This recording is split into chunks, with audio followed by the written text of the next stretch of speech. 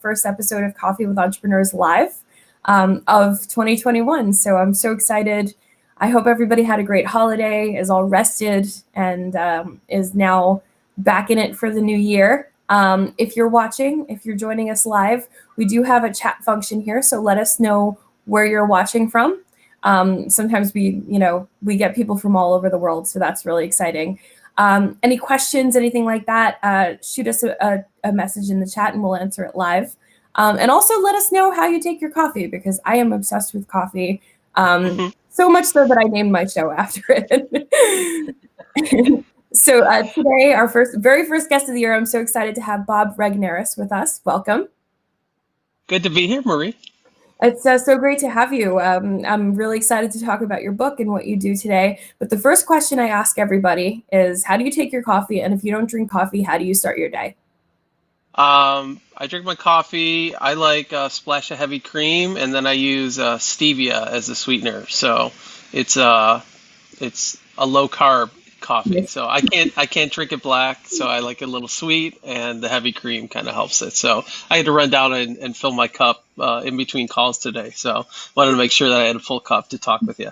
Nice. Well, thank you for that. I appreciate it. I'm actually, I already had coffee, so I'm on the seltzer. It's my. Oh.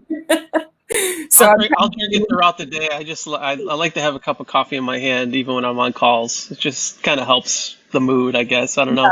Yeah, nice. Heavy cream and stevia. That's a healthy way to get started. I actually, over the break, one of my Christmas presents was a homemade latte maker. So I've been making.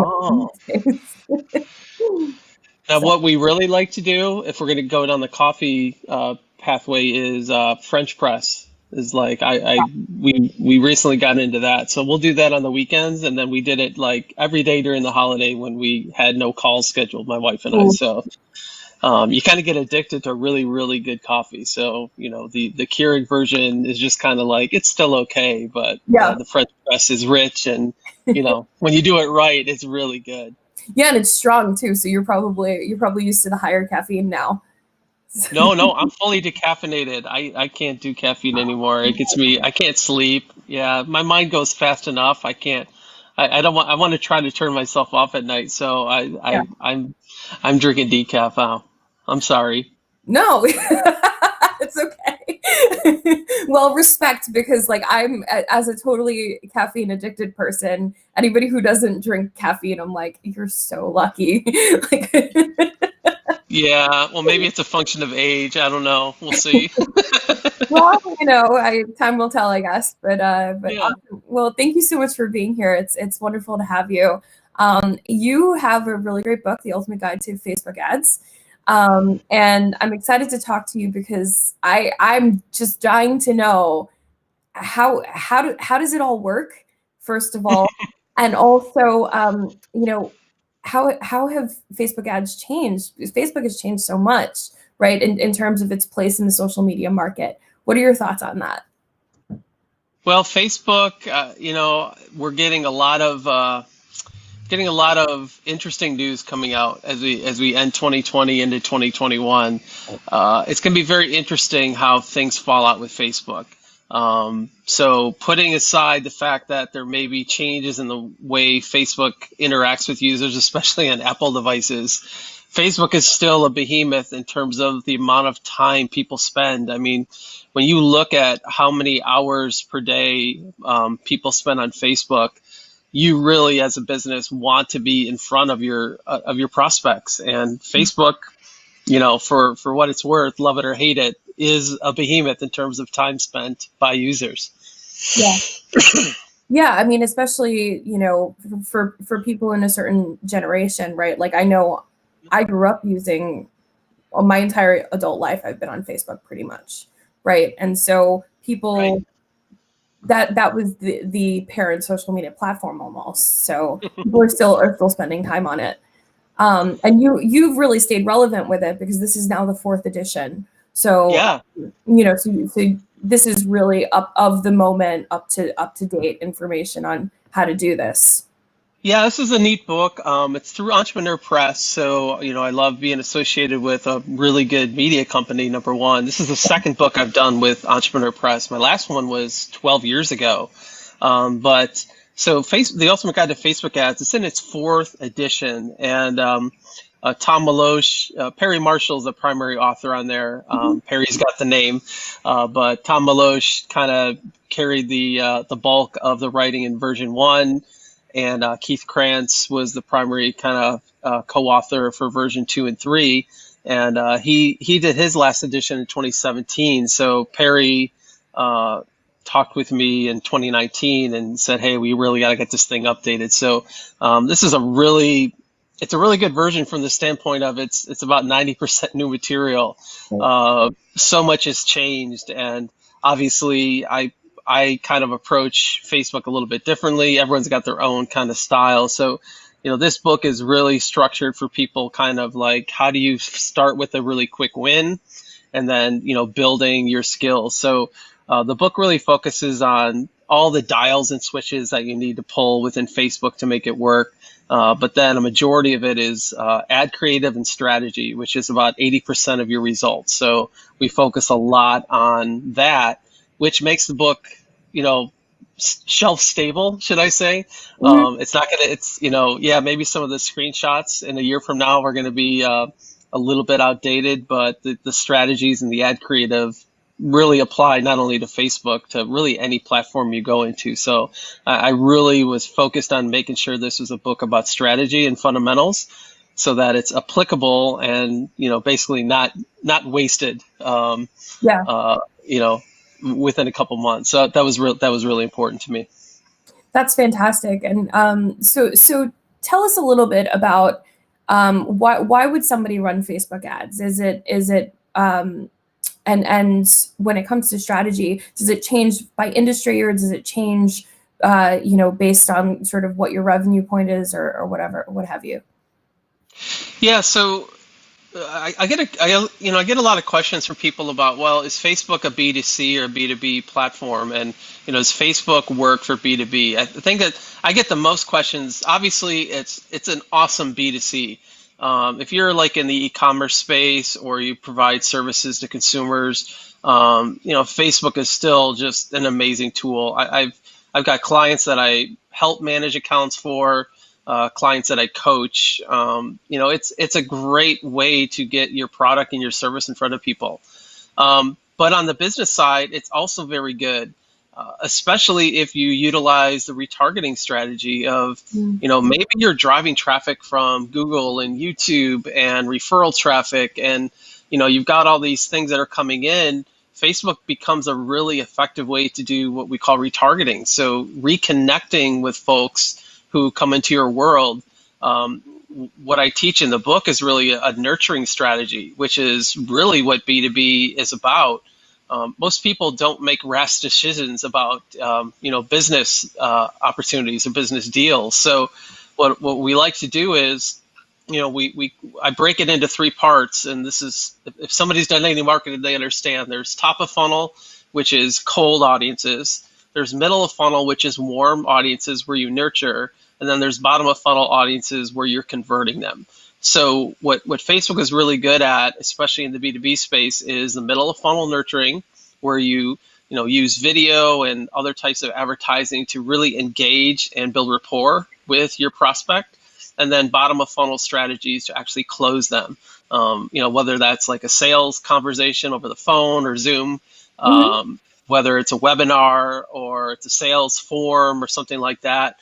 I call it deep funnel marketing. It's essentially timing content to the right audience at the right time. So understanding that your prospects are at different points on the timeline in terms of when they're going to buy, and having content that's appropriate for the stage that they're in, so that you're basically there with the right message at the right time, and it essentially helps you kind of do the sales process over time, and you appear relevant at each stage in the timeline for them.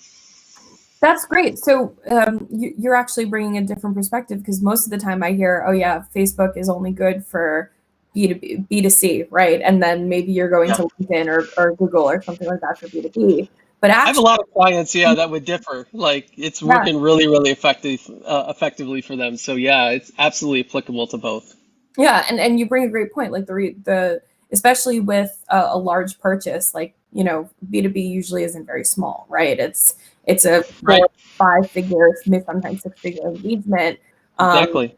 in our space, especially, so the retargeting can then be a really nice way to stay top of mind, right, to people who are. Yeah, and it's it's really inappropriate if you think about it in any relationship to essentially go from being strangers to best friends, Right. or even partners, right? It's just it's not realistic. People don't buy that way, and I like to tell people just think about the way you buy.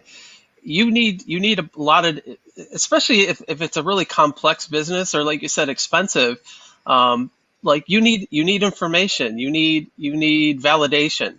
So timing different content. So people have what we call frequently asked questions. I mean, like, yeah, we understand that. So we could put FAQs in front of people. Testimonials are real important when you're Mhm. building rapport and trying to develop your credibility. So Facebook is a fantastic mechanism to deliver testimonials. You put in a nurturing campaign. What people say about us is 10 times, 100 times more effective than what we say about ourselves. So, I love using testimonials. I love putting in, especially if you have a product demos are really excellent. And you can do fun things with animation and, just really creative ways to show off your product or show off your service in a way where you're adding dimensions to it. It's not just here's an ad, buy my product, right? That's like an Mhm. infomercial, right? We're selling, the stuff they spray in the rowboat, to, like, I think they put a screen door in the rowboat, they spray it with the stuff, and then it's like waterproof. Right. That's all right. That's like, hey, that's cool. I want to buy it. But if we're selling a $25,000 coaching program, we can't just say, "Hey, I'm awesome. Give me 25 grand." We've got to build up a case and build an audience with somebody first, build rapport. So Facebook makes that really, really effective to do so. Do you feel like that's the most effective strategy when it comes to retargeting, like as opposed to maybe Google or targeting people on LinkedIn? Do you feel like it's more effective for the retargeting strategy? I mean, I love Facebook for the ability to have that kind Mhm. of Facebook's really, really ahead of Google in terms of calling it audiences. Google's trying to catch up with this. If you do any Google advertising, you see that they're moving more towards an audience model. It's essentially Facebook knows that you are showing an ad to a user. And if you think about your Facebook news feed or your Instagram feed, which Facebook also has ownership of, is that everybody's news feed is unique to them. Yeah. And so what you see, Marie, and what I see are totally different things. Right. And even if you're in the same household, you're seeing completely different, unique, customized news feeds. And so they're able to customize your advertising as well. And one of the challenges that Facebook is putting in the media, they've had a PR blitz against Apple, which is, hey, businesses are going to have to start showing less targeted ads because you're taking away our ability to, you know, target them or restrict them based on who they are. And that's one of the contentions Facebook has. So while people don't want to be tracked and they don't want their information shared, what Facebook does, from at least the good side of it, is it should be showing you more highly targeted ads than not, because they know so much about you. That's kind of the benefit of it. The drawback, of course, is your privacy's opened up. Yeah. But I love Facebook retargeting, but I'm not here to say Facebook is the only media you should be using. The proper strategy for any business, as you know, is multi-channel. Yeah. And we can't master many channels. So one of the things I like to say is master a single channel and then move on to the next one.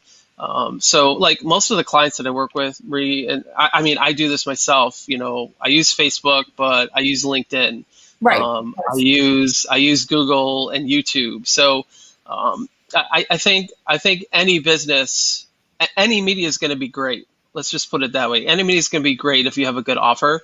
It's just, how much do you know about that media and how deep you want to go. Facebook, to me, have you run a Google ad recently? Like, the interface is just like, Yeah.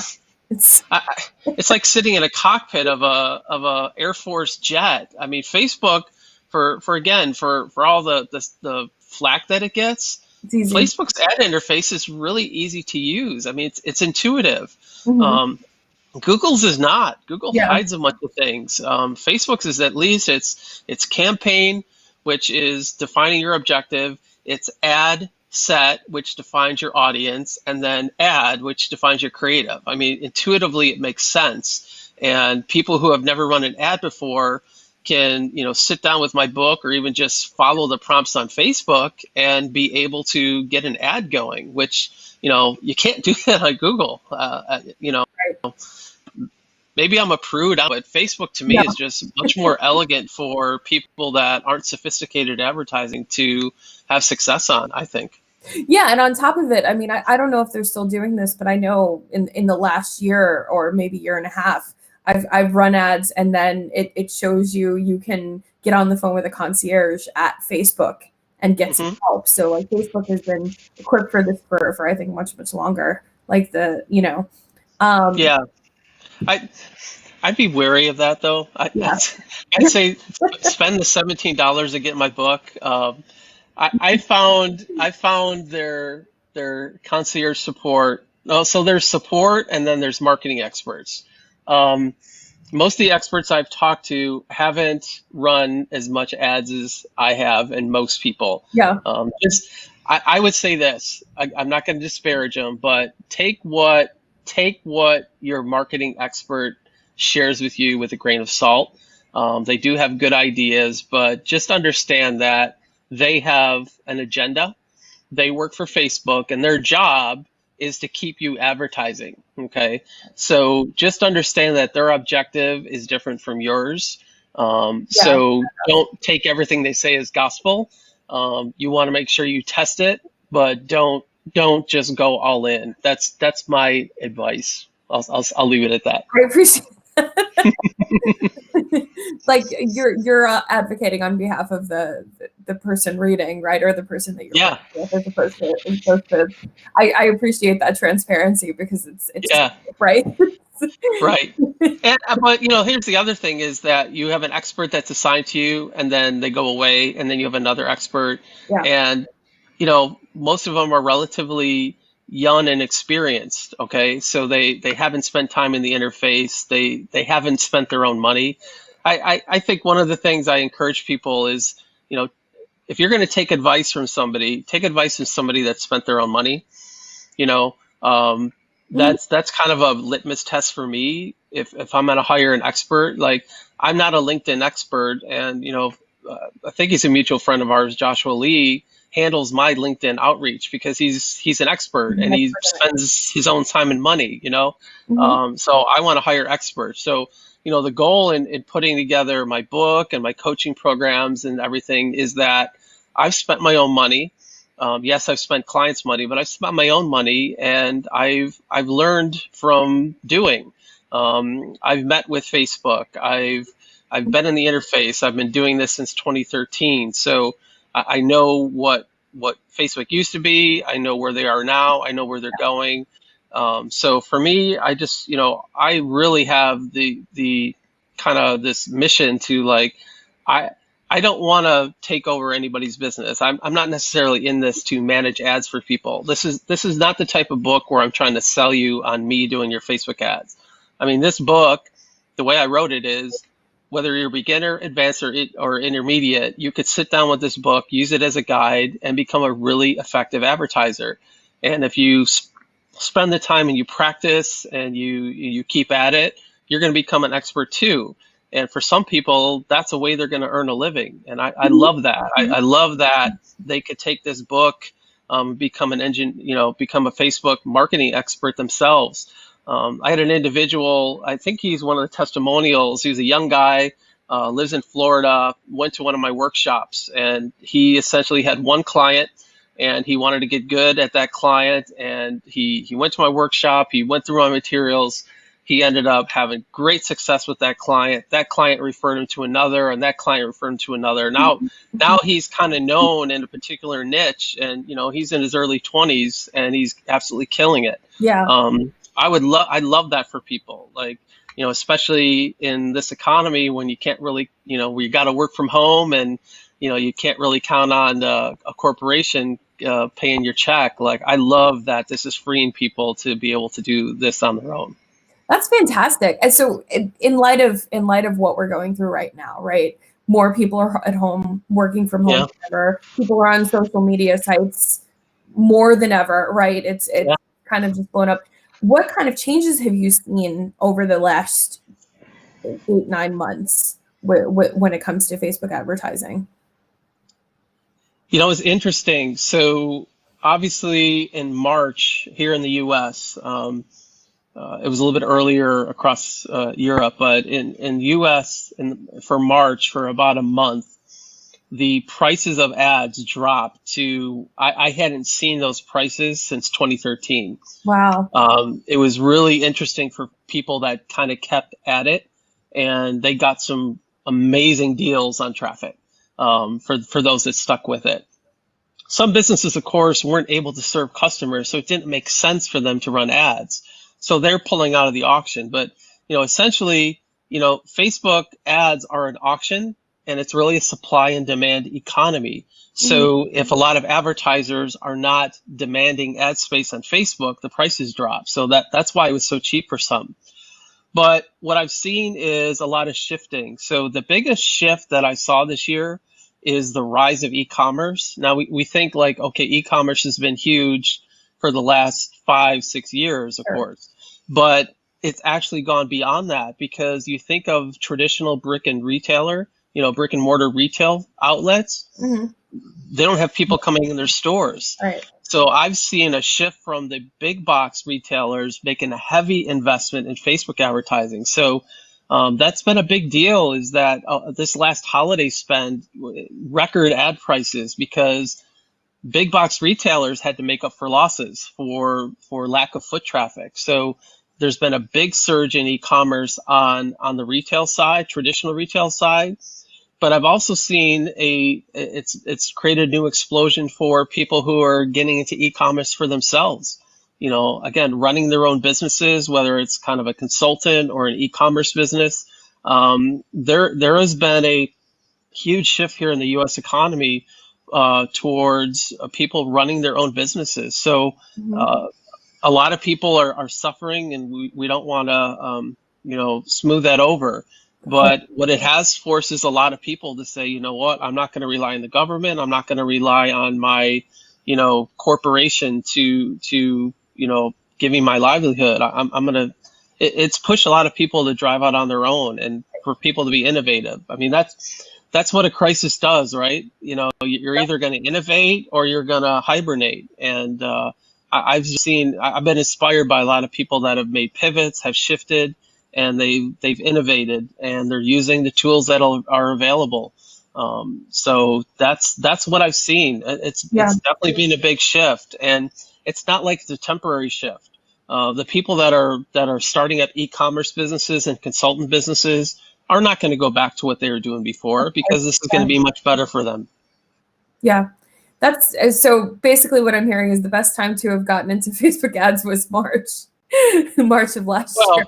Yeah, I think it's a Chinese proverb, like, what's the best time to plant a tree? It's 20 years ago. The second best time is today. So it's not like, it's not as easy to put your stake in the ground and get going today, but you can't go back to the past. So, it's only going to get more competitive and more expensive. So, establish yourself today. Like my daughter, she's 18 years old, a freshman in college. She decided to start an Etsy business. She's artistic, and she's not using Facebook at all. She's using TikTok and Instagram, and in some ways she's way more successful than I am at it. But she knows her demographic. So I love that it's forced people to kind of move and try some new things. So that's what we're faced with. You're either embrace it or you're going to hide away from it. That's so an 18-year-old, she's in college, she's using TikTok and Instagram for her business. I mean, when I hear stories like that, first of all, I love stories like that. You know, we Yeah. have a mutual contact who's I think he's probably like 23 or 24 now and has like a high six, low seven figure business. When I hear that, I'm like, I wish I knew now what I knew Yeah. when I was 18. So hats off to you for being the entrepreneurial example and being a good dad and supporting her. 'Cause that's Yeah. so in terms of in terms of budget, this is a question that I hear often when it comes to Facebook ads. So I'm curious for your take. I hear these big budgets are what's needed, right? You have to be spending Right. 6 figures a year, or you have to be spending X amount of dollars a month, or whatever the case is. Do you feel that budget, kind of a floor budget, is important? Yeah, I mean, certainly it is. Money buys you time. And if you understand marketing, marketing is a constant test. And the faster you can get results, the faster you can optimize. So it's no secret that at a higher budget, you could test faster and optimize faster. But here's the thing that I want to encourage people is there are competitors, there are other advertisers with budgets that we can't even fathom, okay, in terms of their daily ad spend, their monthly, annual ad spend, okay? And here we are sitting as small advertisers. We're basically in the same pool with them, so we're competing with them. Um, but there's three factors that actually contribute to your success as a Facebook advertiser. One of them is budget, okay? But there are two things that kind of equalize the playing field. The first one is I'm gonna dive into a little bit of a technical here, but what Facebook does when you put an ad and submit an ad to their system, and before they show it to somebody, what they do is they evaluate that ad and understand Facebook has data, and they have a lot of data. They have data on their users, Mhm. okay, but they also have data on every website that their pixel is installed on. So if you currently have a website and you have a pixel installed, Facebook knows what the conversion rate of your website is. They know how many visitors you've had, and they know all the actions that have been taken. But they also know it of your competitors, okay? So here's what Facebook does. They look at your budget, okay? But the second thing they look at is the expected click-through rate of your ad. All right. So the click-through rate of your ad, they take a look at it and they make a guesstimate. Okay. It's a machine learning, but they say, okay, this type of ad, we expect it to have a click-through rate of 1%. Mhm. Okay. I'm not saying it's 1%. They're just guessing, and I just want to have a round number. Mhm. Okay. Now, what could happen is you could have a worse click-through rate than that. Okay. And what happens in that case is, Facebook's going to say, all right, well, this ad is performing worse than we thought. In order for you to show the ad, we're going to actually make you pay more money. So you're going to pay a premium to try to get your ad to show. However, if you have an expected click-through rate that is higher than what Facebook expects, let's say they said, Marie, I think your Facebook ad is going to be 1%, and you're able to generate a 3% click-through rate. What Mhm. actually happens is Facebook gives you a discount on that traffic. You're going to be paying less than other people that are getting an average click-through rate or a worse click-through rate. So the first way that we can compete with big advertisers is have a better ad that gets more people to click. Mhm. Okay. And that's one of the things I talk about in the book. The second thing is they know the conversion rate of your website. And they say, okay, I think that on your e-commerce store that you're going to convert 1% of sales. So if we send 100 people to the site, they are guessing that one person out of 100 is going to buy. And guess what? If you get 5 people out of 100 to buy, you're 5xing your conversion rate, and Facebook's going to go, wow, people are finding what they want on this site. So I'm going to give you another discount on your ad because you have a higher than we expected conversion rate on your site. So there's two major things that basically level the playing field for us. Writing a better ad and have a Mhm. better converting website. All right. Coca-Cola, Old Navy, Target, right? They are probably spending time on those things too, but essentially they solve their problem with budget. So Right. we don't have budget necessarily as something we could pull out of our quill, but we can certainly work on conversion rate and ad creative, which essentially gives us two chances to get a discount on our ads. That's how we compete with those big box retailers. And we don't need to have big budgets. Like I know people that are running ads for $5 a day. So if you take that over a month, that's $150. Like Hmm. you can run Facebook ads for $150 a month. Okay. So for some people, that's maybe all they can afford. Hmm. But your goal should be to scale. One of the things we talk about is, what's your return on investment or what's your return on ad spend? We need to have a demand on our advertising. Like if we spend $150, heck, we certainly want to make that money back, but we want to make a profit. So especially if you're in an e-commerce space, we want to measure things like what is my return on ad spend? We like when we can spend $1 and make three or make five or make Sure. 10. Hmm. If we're an offline, if our conversions are offline, we're in like a coaching business or a consultant type business, we want to say, hey, we're generating appointments for $50 and we close, one out of five appointments or two out of five appointments. You want to do the math and find out what's it really costing us to generate a customer. And if we're doing that profitably, we can start to scale up. We don't need to stick at that bargain basement, bargain basement prices. We want to measure, we want to be conservative, and then start to aggressively scale up when we know that we're making a profit. So it sounds like, if somebody can do this for $5 a day, right? And you don't need the, 4 or 5 figure, 6 figure, sometimes a month budgets that you're going to see from, bigger small businesses and also big box, that what you basically have is this money machine, right? Because if you're spending $150 a month and you're making even $300 a month, right? That's already a profit. Yep, So why you're not? making a profit. Mhm. Yep, then you start to scale from there. I mean, your goal should not, your goal should really be this, is to spend as much money as you can to generate a profit. Mhm. Like you want to have that mindset of approaching a marketplace as I want to dominate this marketplace. Now, if your marketplace is huge, you need to kind of chunk down your market and say, okay, maybe I need to attack a smaller market, but you want to get into a market where your goal is to be number one. Okay. Number two is okay. Number three is not so good. Anything below three, you might as well find something different. Okay. I mean, you want to attack a marketplace and say, hey, I want to be number one there. And the way to do that is to make that market small enough so you can be and you can compete in that space. There's a lot of places people with large budgets don't want to, they won't bother going in there. Right. So, I don't like having conversations with people who come in with the mindset of how can I spend as little as possible on advertising, because that's the wrong mindset.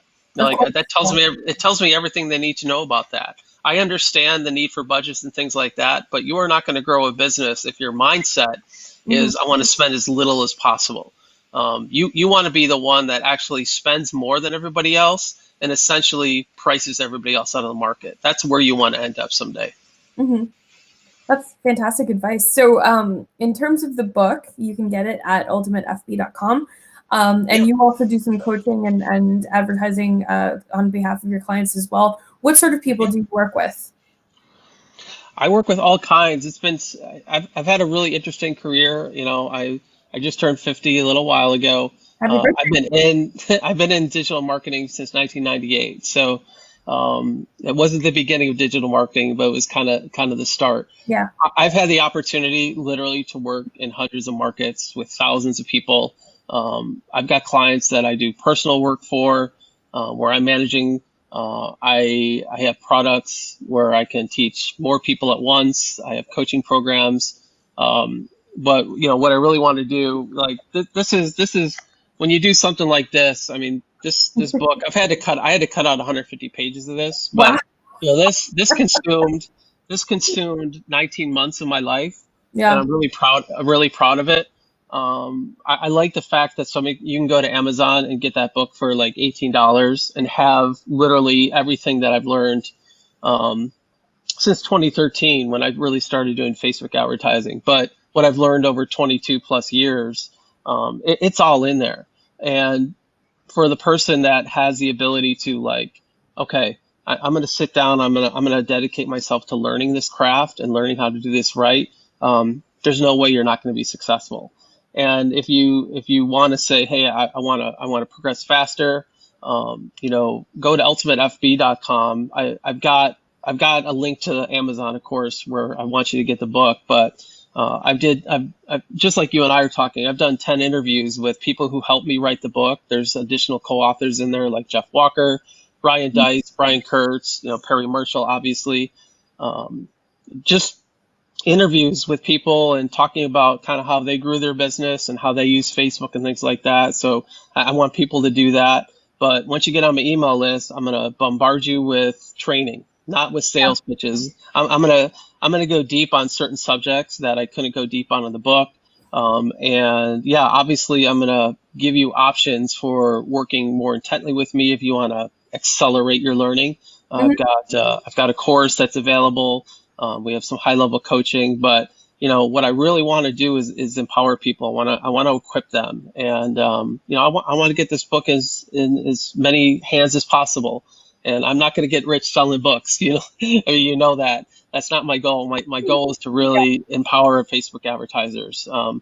It's not the only way to market. Obviously, there's a lot of other media. I happen to really like Facebook advertising, and I really enjoy teaching people, and I think it's accessible to a majority of business owners. So I want them to have it. So I really want people to get this book, and I appreciate you giving me a platform to talk about it. I'm really proud of it, and the reviews have been fantastic, and I just want more and more people to get it. Yeah, and I think you guys sold out or something at some point, right? I think I saw that somewhere. We did a pretty good job of selling out the entire stock on the first day, which was somewhere between 2,000 and 2,500 books. So I was pretty humbled by that. Well, maybe you will get rich off this book. Who knows? It's all right. We'll see. Well, congratulations on that. That's wonderful. Yeah, thank you. Yeah, anybody who's in the business of selling online should definitely get this book, ultimatefb.com. I like to wrap up by asking, what should I have asked you that I haven't? You should ask me, like, what shirt are you wearing?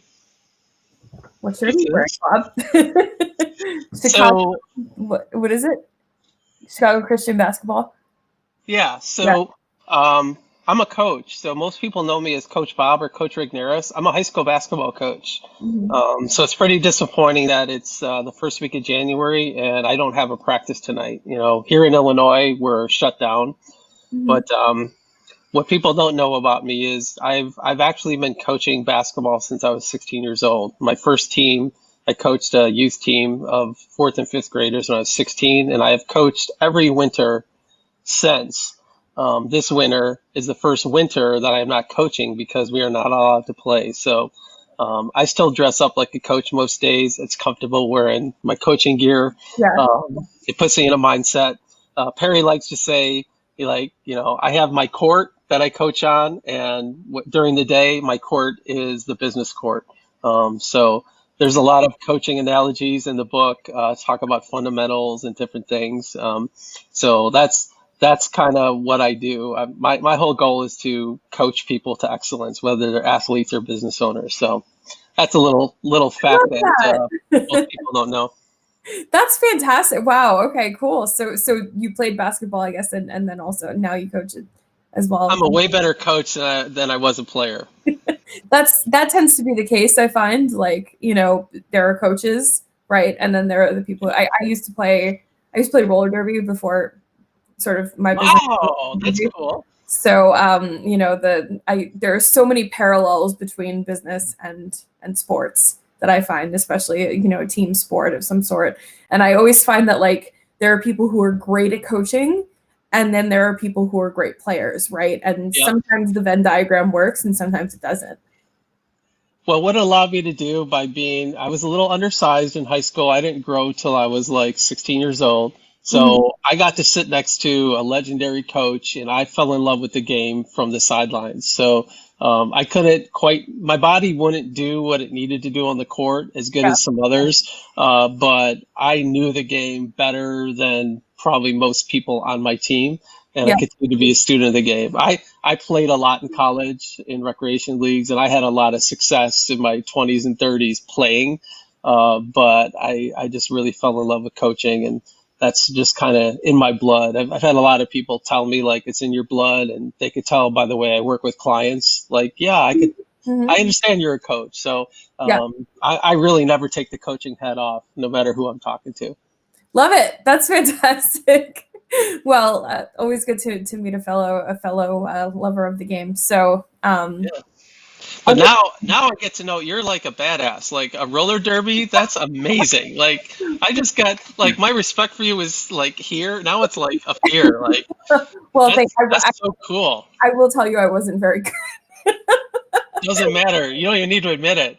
You but just told me you like survived and played roller derby. Like I know it's exaggerated on TV and things like that, but that's amazing. That's so cool.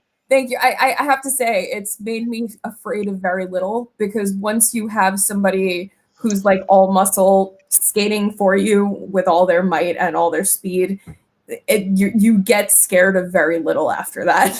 I bet. Yeah. So cool. So it's and of course, like it gave me the mindset to help me grow my business in a way that I just wouldn't have had, right? It gave me the bravery, it gave me the peace of mind, the thing to do, right? So, Yeah. but of course, there's no nothing now. Roller derby's canceled until 2022 at least. So, unfortunately, but Yeah. I hope you get back on the court soon, and it'll. And in the meantime, I'll be making my Facebook ads, because you've really inspired me with this conversation. Awesome. So thank you. Awesome. Well, get the book, ultimatefb.com. Reach out to Bob and get on those training emails. I'm excited about that as well. Awesome. Thank you for having me. I've so appreciated having time with you. Yeah, thank you for being here, and I'll see you soon. All right.